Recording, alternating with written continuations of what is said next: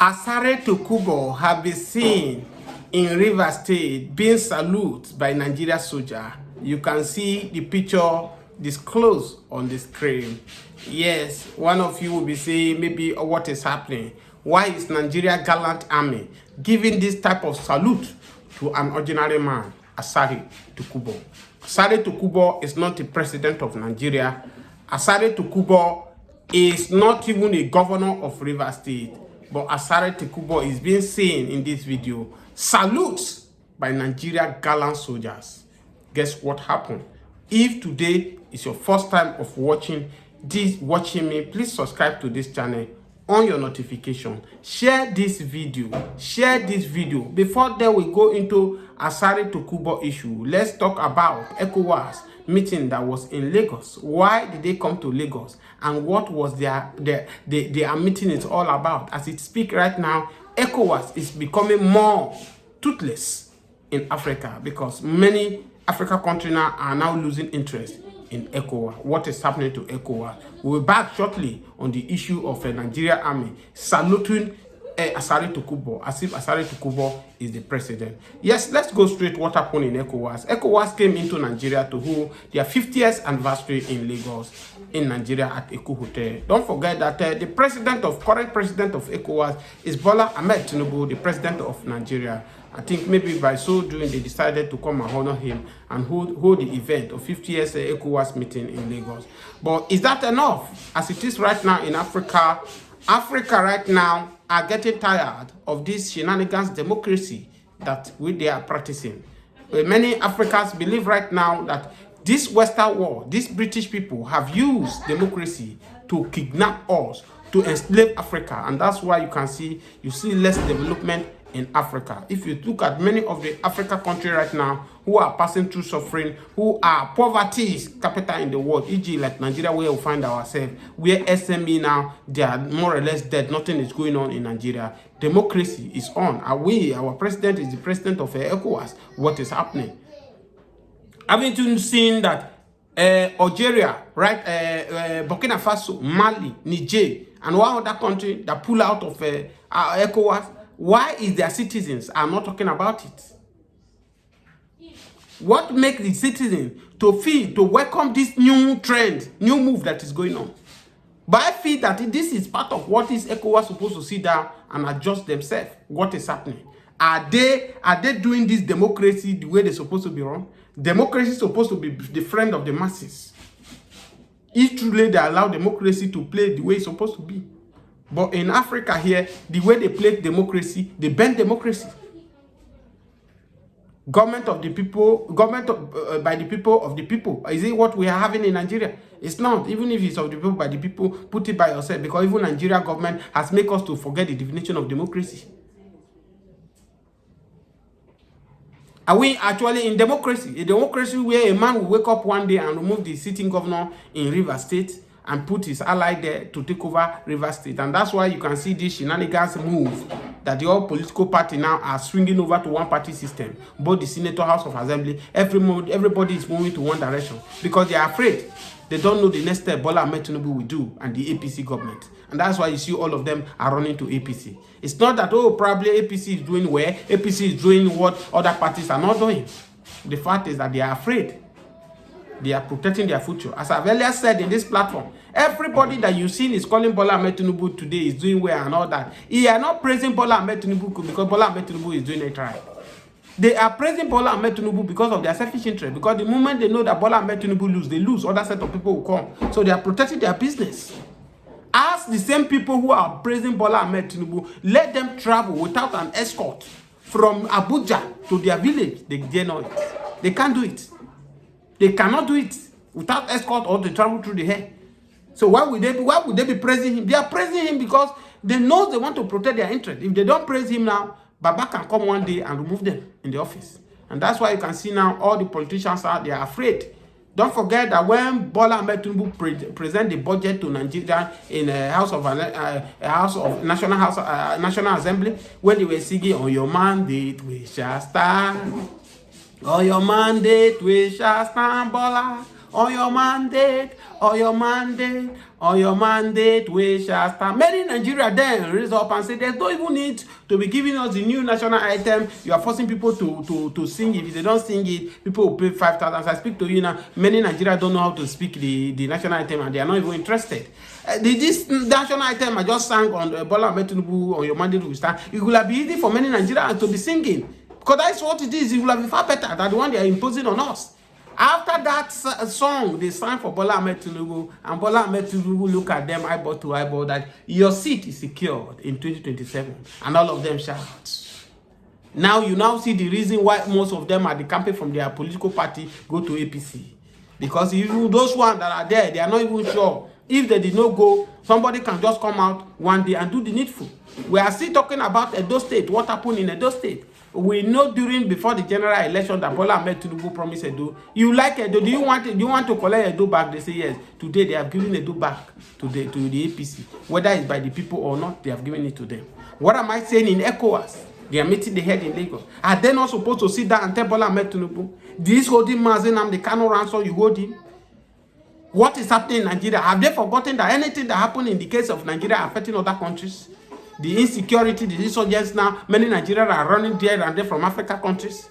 If Nigeria got it right today, many Africa will get it right. But Nigeria, who is the giant of Africa in numbers, not more in economy again, is struggling with different insecurity and is affecting the other Africa countries.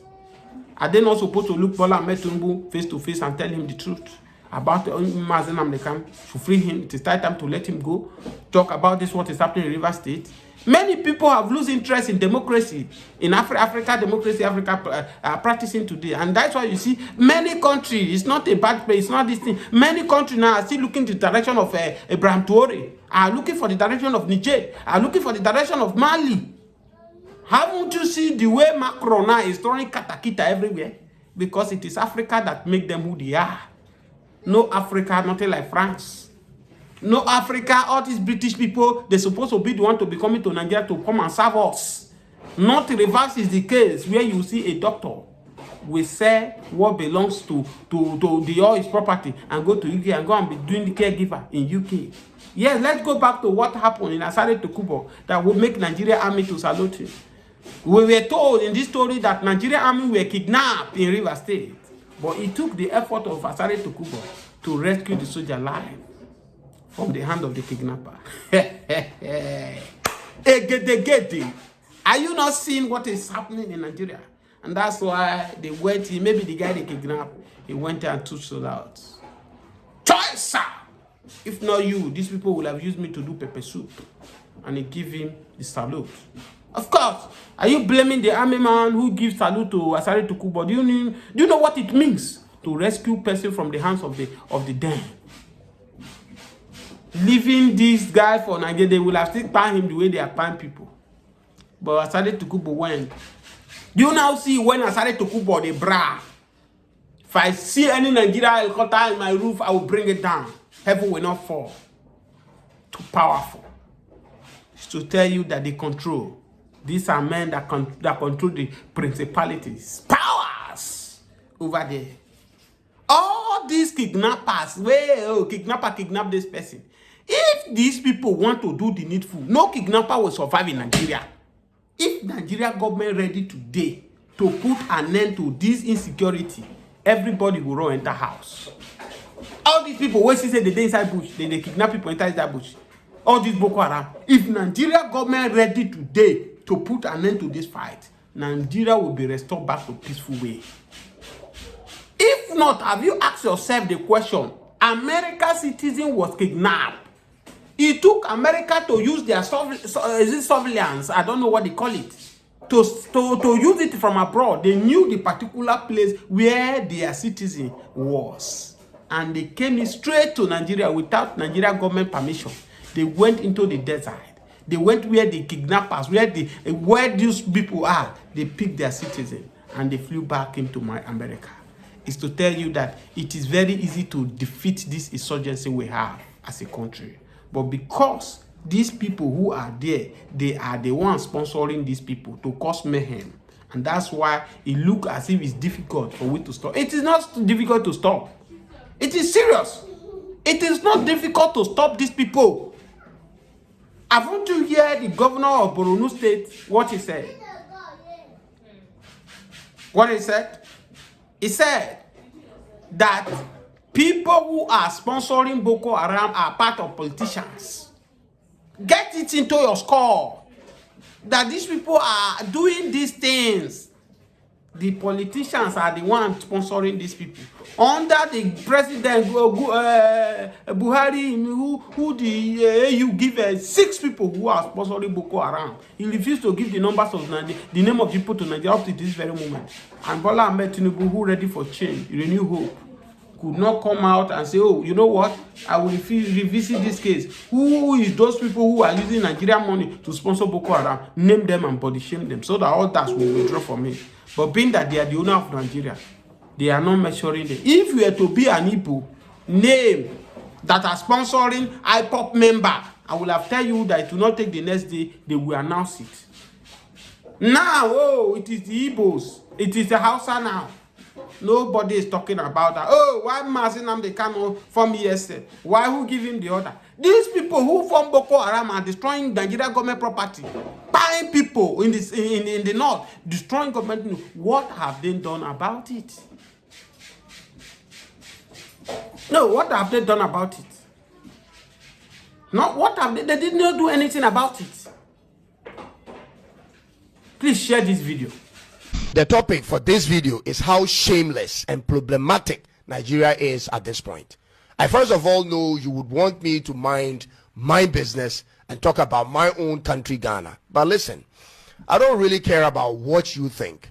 And if you haven't checked in my videos, I talk more about my country than any other on this platform. But at this point, it's not just silly and problematic how miserable Nigeria is. It's becoming for all of West Africa. And if you feel agitated already for my choice of words, wait and hear the rest of all I have to say. Let's get into it.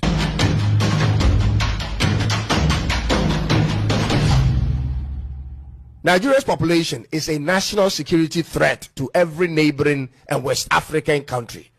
As of March this year, Nigeria's population is more than half the total population of West African countries. More than half. This means on any given day, the influx of Nigerian citizens to any West African country will easily swallow up the entire local population. This is why every country in West Africa needs to have a say in what goes on in Nigeria, on the backdrop of the fact that they like to travel, ladies and gentlemen. They like to move, and they are moving in numbers. Now, ladies and gentlemen, two major situations are making Nigeria look scary to the rest of Africa, especially the neighboring West African countries. And I said two major things. But first, let's put aside the lack of stable electricity and inflation for now. Those are regular problems everywhere that every country in Africa has to deal with.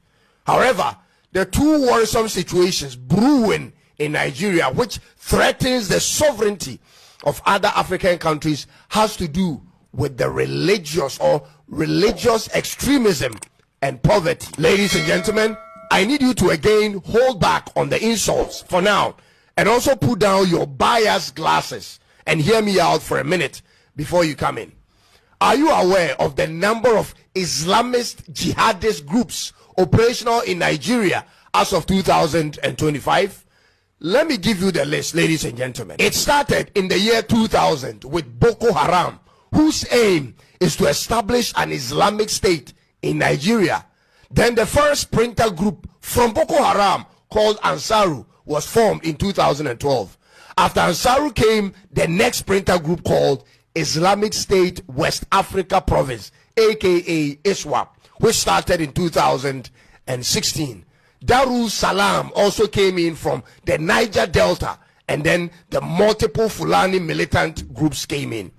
Just when we thought these groups were too many to handle for one country, then we hear of a group originally from Mali and also operational in Niger moving in to Nigeria. They are called Lakurawa.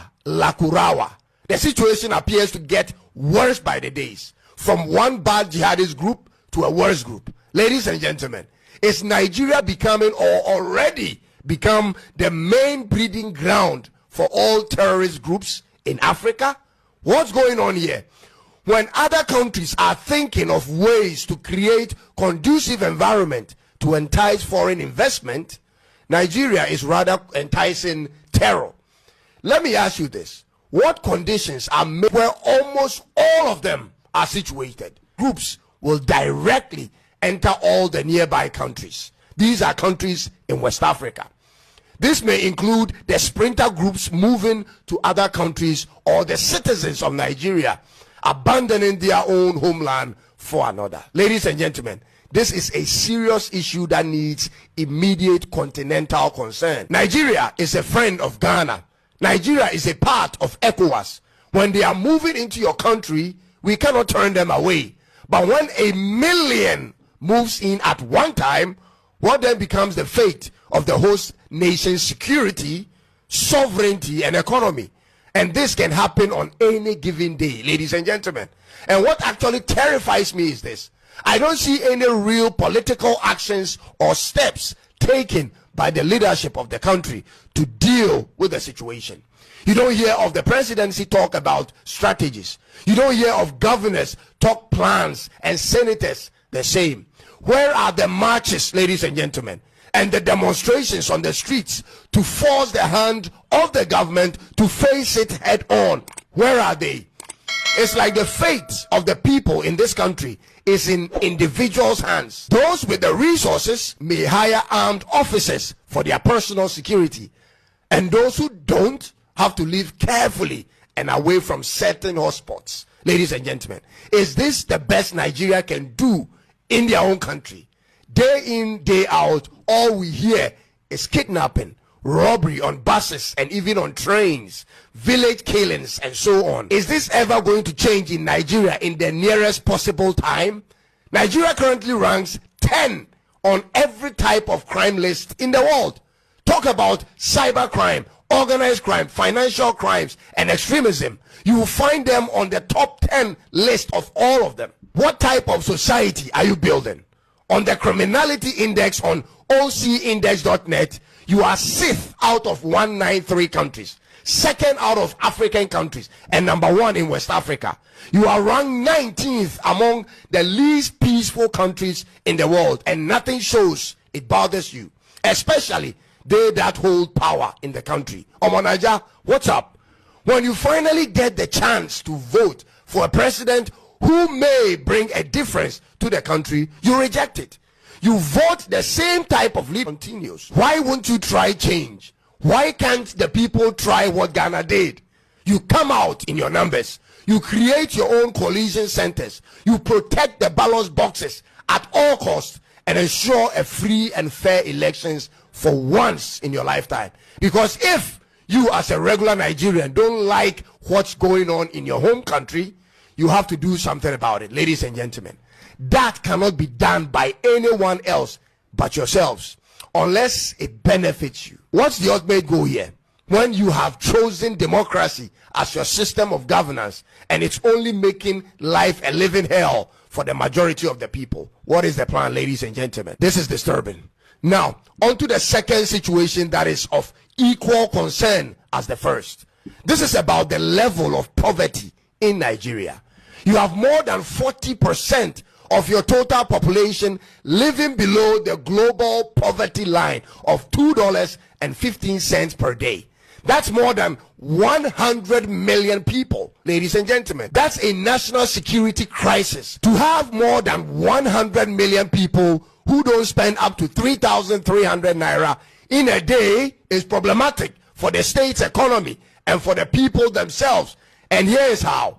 The 3,300 naira per day will include your transport fare in and out to work if you have one, or to school, your breakfast, your lunch, your supper for one person. And so when that's not possible for more than 100 million people, then there isn't much these 100 million people are doing to contribute to the economy of the local state. People must work, produce, buy, pay taxes, and all of that, which runs the local economy. And that explains why countries whose citizens spend more do better than countries which citizens spend less. This is economic fact. Economic activities thrives off of demand and supply, buying and selling. And so when purchasing power drops, supply power is affected. Ladies and gentlemen, in addition to that is the low rate